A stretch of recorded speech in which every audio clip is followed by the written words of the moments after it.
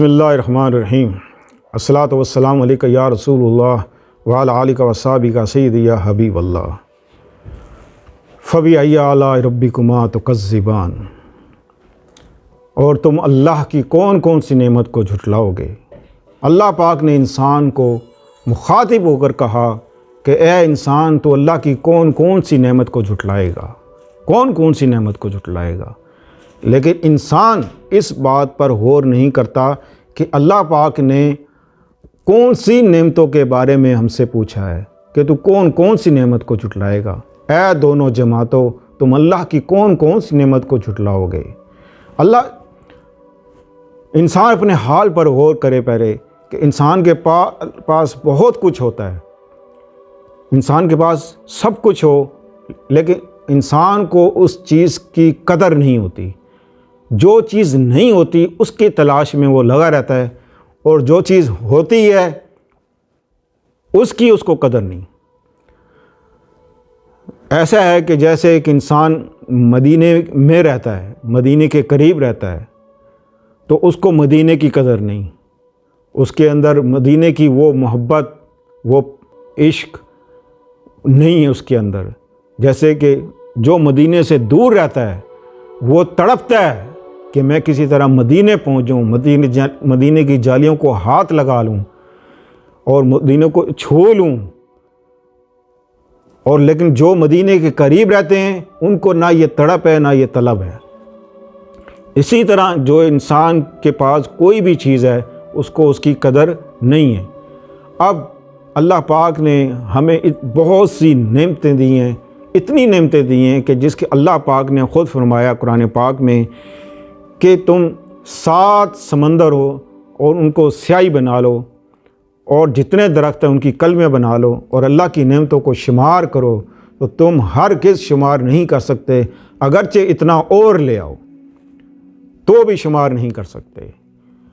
تو اسی حوالے سے جیسے انسان کی باڈی ہے، انسان کی آنکھیں ہیں، انسان کی زبان ہے، کان ہے، اگر خدا نہ خواستہ ہم ابھی ٹھیک حالت میں بیٹھے ہیں لیکن ہمیں کوئی اس چیز کی اللہ کا کیا کہتے ہیں کہ ہماری آنکھیں بھی ہیں، کان بھی ہیں، ہمارے گمان میں بھی نہیں ہیں کہ یہ کیا چیزیں ہیں۔ انسان کو جب آنکھ میں تکلیف ہوتی ہے یا کان میں تکلیف ہوتی ہے تو اس کو احساس ہوتا ہے کہ کان میں کس قدر تکلیف، اس قدر تکلیف کہ رات کے 3 بجے اس کے دانت میں درد ہو جائے، کان میں درد ہو جائے، آنکھ میں درد ہو جائے تو وہ ہاسپٹل بھاگے گا۔ اور خدا نہ خواستہ انسان کی آنکھیں چلی جائیں تو جب اندھیرا ہی اندھیرا ہوگا اس کی زندگی میں، تو انسان کو احساس ہوگا کہ آنکھیں اللہ کی کتنی بڑی نعمت تھی، رحمت تھی جو ہم سے چھن گئی۔ اسی حوالے سے بے شمار ہر چیز جو اللہ پاک نے انسان کو دی ہے۔ مثال کے طور پہ انسان جب کھاتا ہے اور جب اس کو ہضم کی جو صلاحیت ہے وہ اللہ پاک نے عطا کی ہے۔ انسان کو جب پیاس لگتی ہے، پانی پیتا ہے تو پانی سے اس کی پیاس بجھتی ہے تو وہ اللہ بجھاتا ہے۔ انسان کے لیے اللہ پاک نے رات بنائی کہ وہ آرام کرے، دن بنایا کہ وہ کام کرے۔ اسی حوالے سے بہت سے مشاہدے انسان کبھی غور سے تسلی سے بیٹھے اور زمین و آسمان پر غور کرے اور اپنے حال پہ غور کرے، لیکن موجودہ وقت ایسا آ گیا ہے کہ انسان کسی چیز پر غور نہیں کرتا، فکر نہیں کرتا کہ ہمیں اللہ پاک نے کن کن نعمتوں سے نوازا ہوا ہے۔ اللہ تعالیٰ نے ہمیں گھر بار دیے، بیوی بچے دیے، سب کچھ دے رکھا ہے، ہم اور چیز کی طلب میں رہتے ہیں۔ تو جب بھی آپ حضور صلی اللہ علیہ وسلم جب پڑھتے تھے فبأی آلاء ربکما تکذبان، تو ایک جنات کی ایک جماعت تھی جو کہتی تھی کہ اے اللہ ہم تیری کسی نعمت کی ناشکری نہیں کرتے۔ تو اللہ پاک نے ان کو ایمان سے نوازا، اور قبیلے کا سردار جو جنات تھا وہ اپنے قبیلے والوں کے پاس گیا، اس نے کہا کہ میں نے اللہ کی ایک ایسی کتاب سنی ہے جو حق کی دعوت دیتی ہے، میں ایمان لے آیا ہوں تو تم بھی ایمان لے آؤ۔ تو جو شخص ہر نماز کے بعد فَبِأَيِّ آلَاءِ رَبِّكُمَا تُكَذِّبَانِ پڑھے گا تو اس کو کیا کچھ ملے گا، اس کی ترتیب آپ سن لیں۔ آپ نے کرنا کیا ہے کہ سب سے پہلے آپ نے پڑھنا ہے یا اللہ یا اللہ یا اللہ، فَبِأَيِّ آلَاءِ رَبِّكُمَا تُكَذِّبَانِ تبارک اسم ربک ذی الجلال والإکرام۔ آپ نے پڑھنا اس طریقے سے ہے کہ ایک دانے پر آپ نے پڑھنا ہے یا اللہ یا اللہ یا اللہ، فَبِأَيِّ آلَاءِ رَبِّكُمَا تُكَذِّبَانِ تبارک اسم ربک ذی الجلال والإکرام۔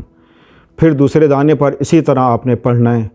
انشاءاللہ آپ اس کو 70 بار پڑھیں، 70 بار، اور جب بھی یہ الفاظ آئے، آیات مبارکہ جب بھی یہ آئے فَبِأَيِّ آلَاءِ رَبِّكُمَا تُكَذِّبَانِ، تو آپ فوراً آپ کے ذہن میں اور آپ کی زبان پہ یہ چیز جاری ہو کہ اللہ ہم تیری کسی نعمت کی ناشکری نہیں کرتے۔ تو اللہ پاک شکر والوں کو اور زیادہ دیتا ہے۔ آپ کثرت سے بھی اس کو پڑھ سکتے ہیں، اور محدود لمٹ میں اگر پڑھنا ہے تو اس کا طریقہ یہ ہے، اٹھتے بیٹھتے بھی پڑھ سکتے ہیں، چلتے پھرتے بھی پڑھ سکتے ہیں، کھلی اجازت ہے، بالکل اجازت ہے میری طرف سے، آپ اس کو ہر حال میں پڑھ سکتے ہیں۔ اور نماز کے بعد پڑھیں، آپ اٹھتے بیٹھتے پڑھیں، چلتے پھرتے پڑھیں، اللہ پاک ہر چیز آپ کو نوازے گا۔ آپ کے ذہن میں بات آئے گی، آپ کے زبان پہ بات آئے گی، آپ دعا کے لیے ہاتھ اٹھائیں گے اور آپ کی دعا فوراً قبول ہوگی، اور اللہ پاک آپ کو وہ چیز عطا کرے گا جو آپ کی حق میں بہتر ہوگی انشاءاللہ عزیز۔ گھر بار، بیوی، بچے، شادی، ہر مقصد کے لیے آپ اس کو پڑھ سکتے ہیں، ہر مقصد کے لیے۔ بہت سے لوگ کہتے ہیں کہ جی ہمارا فلاں کام ہے، ہم کیا پڑھیں؟ میں کہتا ہوں کہ یہ آپ تسبیح ہر مقصد کے لیے پڑھ سکتے ہیں۔